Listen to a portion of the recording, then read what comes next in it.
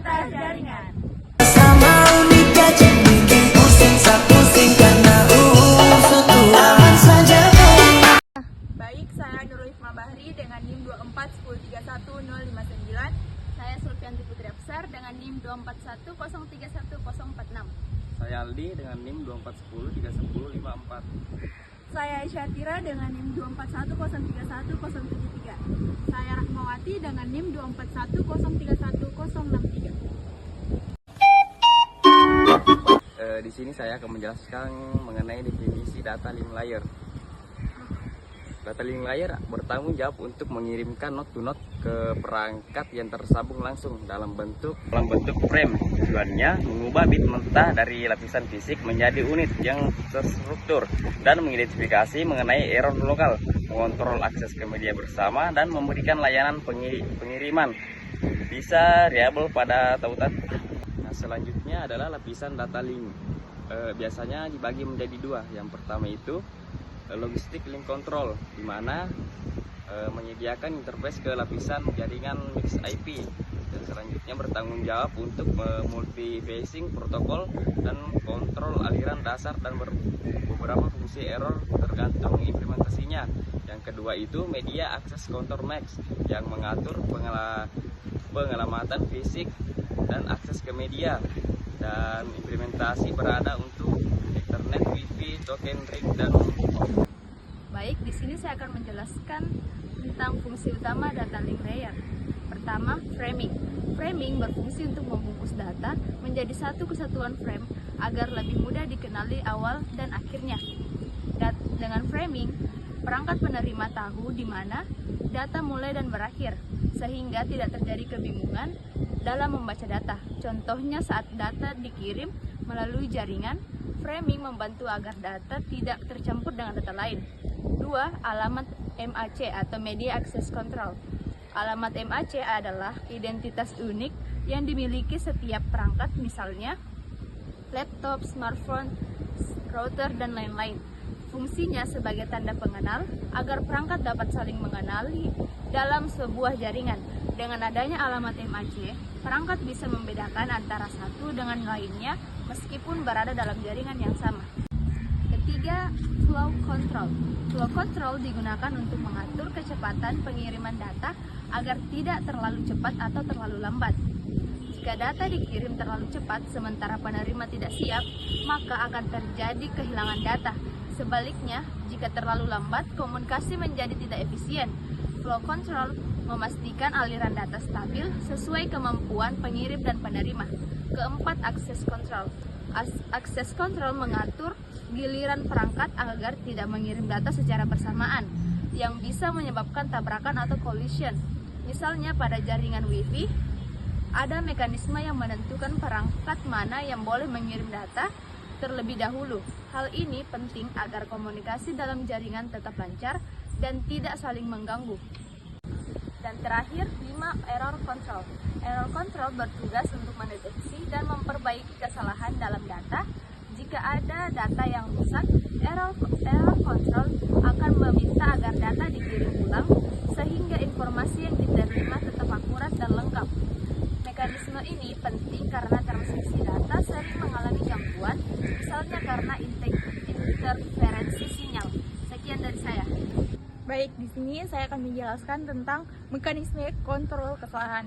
Dalam komunikasi data, informasi yang dikirim bisa mengalami gangguan sehingga data yang diterima berbeda dengan yang dikirim. Untuk menjaga agar data tetap andal, digunakan mekanisme kontrol kesalahan. Mekanisme ini dibagi menjadi dua tahap besar, yaitu deteksi kesalahan dan koreksi kesalahan. Nah, jadi dalam deteksi kesalahan dilakukan untuk mengetahui apakah data rusak saat perjalanan. Beberapa metode yang digunakan adalah 1. Pretty check, yaitu menambahkan 1 bit tambahan atau genap dan ganjil untuk memeriksa perubahan bit tunggal. Terus ada checksum. Di checksum ini kita itu menjumlahkan blok data, hasilnya dikirim bersama data. Terus penerima menghitung ulang dan membandingkannya. Terus ada CRC, yaitu Shelley redundancy dan check, menggunakan perhitungan polinomial lebih kuat untuk mendeteksi bruise, error, dan banyak dipakai di protokol jaringan seperti Ethernet. Terus yang masuk kedua, koreksi kesalahan, yaitu jika ditemukan kesalahan, data perlu diperbaiki. Koreksi bisa dilakukan dengan dua cara, yaitu backward error correction atau RQ, Automatic Request Request. Artinya penerima meminta pengirim untuk mengirim ulang data yang rusak, bentuknya seperti stop and wait, go back and, yaitu kalau stop and wait itu kirim satu data dan kita menunggu konfirmasinya. Kalau go back and, kirim beberapa data sekaligus jika ada error ulang dari data yang salah. Terus ada selective repeat, hanya data yang rusak yang dikirim ulang. Terus ada forward error correction atau VIC, di mana data dikirim dengan tambahan kode khusus sehingga penerima dapat memperbaiki kesalahan langsung tanpa perlu ulang. Contohnya Hamming code, Reed Solomon, dan LDPCIs. Terus ada hybrid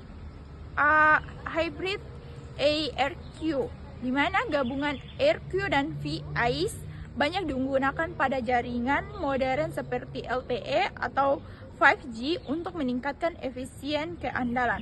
Jadi kesimpulannya di sini, mekanisme kontrol kesalahan memastikan data yang dikirim melalui jaringan tetap benar, utuh, dan andal. Deteksinya hanya menemukan ada tindakan kesalahan. Terus koreksinya hanya memperbaiki kesalahan dengan cara retransmisi RQ atau perhitungan tambahan VIC. Terus pemilihan metode bergantung kebutuhan, di mana RQ cocok keandalan penuh, misalnya transfer file, sedangkan VIC cocok untuk komunikasi real time atau saluran dengan delay tinggi, misalnya satelit video streaming. Baik, itulah penjelasan dari saya. Di sini saya akan menjelaskan kelebihan dan kekurangan pada data link layer. Nah, yang pertama saya akan menjelaskan tentang kelebihan, di mana kelebihan pada data link layer itu terdapat 6. Yang pertama, framing data, yang dimana membungkus data menjadi frame sehingga penerima dapat mengenali awal dan akhir data. Yang kedua, ada error detection dan correction, yang dimana mampu mendeteksi bahwa memperbaiki kesalahan data menggunakan parity checksum, CRC, ARQ, dan FIC. Nah, yang ketiga ada flow control, yang dimana mengatur kecepatan pengiriman data agar tidak terjadi overload di penerima. Nah, yang keempat ada access control, untuk menghindari tabrakan data dengan mengatur giliran perangkat yang mengakses media, contoh CD, CI pada Wi-Fi. Nah, yang kelima ada addressing yang jelas, di mana menggunakan MIC, address sebagai identitas unik setiap perangkat dalam jaringan. Nah, yang terakhir atau yang keenam itu ada meningkatkan keandalan komunikasi, yang dimana data lebih terjamin integrasinya sebelum diteruskan ke lapisan berikutnya. Nah, sekarang kekurangan pada data link layer. Kekurangan pada data link layer ada 5. Yang pertama, berlaku hanya di link lokal. Yang kedua, overhead tambahan. Yang ketiga, tidak menjamin end-to-end reliability. Dan yang keempat, keterbatasan kontrol akses. Dan yang terakhir adalah kompleksitas protokol. Selanjutnya itu materi terakhir, yaitu contoh pemanfaatan layer pada kehidupan sehari-hari. Setiap lapisan dalam model OSI memiliki pesan spesifik yang memengaruhi kehidupan digital sehari-hari. Berikut adalah contoh pemanfaat setiap lapisan dalam skenario sederhana seperti saat Anda mengirim pesan melalui aplikasi chat. Lapisan ketujuh itu aplikasi layar atau lapisan aplikasi. Lapisan ini adalah yang paling dekat dengan pengguna dan tempat di mana interaksi terjadi. Contohnya aplikasi chat itu sendiri seperti WhatsApp, Telegram, atau Discord. Selanjutnya lapisan ke-6, yaitu presentation layer atau lapisan presentasi. Lapisan ini bertanggung jawab untuk menerjemahkan data ke dalam format dapat dipahami oleh aplikasi. Misalnya jika kita mengirim emoji atau gambar di chat, presentasi layer akan mengonfirmasi data tersebut ke format standar yang dapat dipresentasikan oleh perangkat penerima. Selanjutnya, lapisan kelima yaitu session layer atau lapisan sesi.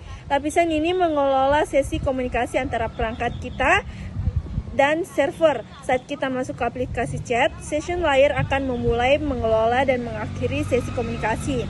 Selanjutnya, lapisan keempat yaitu transport layer, yaitu transportasi.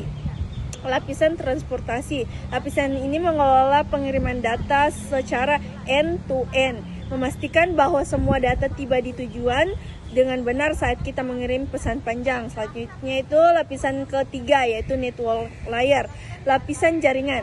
Lapisan ini bertanggung jawab untuk merutekan paket data dari sumber ke tujuan di seluruh jaringan yang berbeda. Disinilah alamat IP internet atau internet protokol berperan. Selanjutnya lapisan kedua, yaitu data link layer, lapisan tautan data. Lapisan ini mengelola pengiriman frame data antara perangkat yang terhubung langsung dalam jaringan yang sama saat paket data dari network layer sampai. Selanjutnya lapisan pertama, yaitu lapisan physical layer atau lapisan fisik.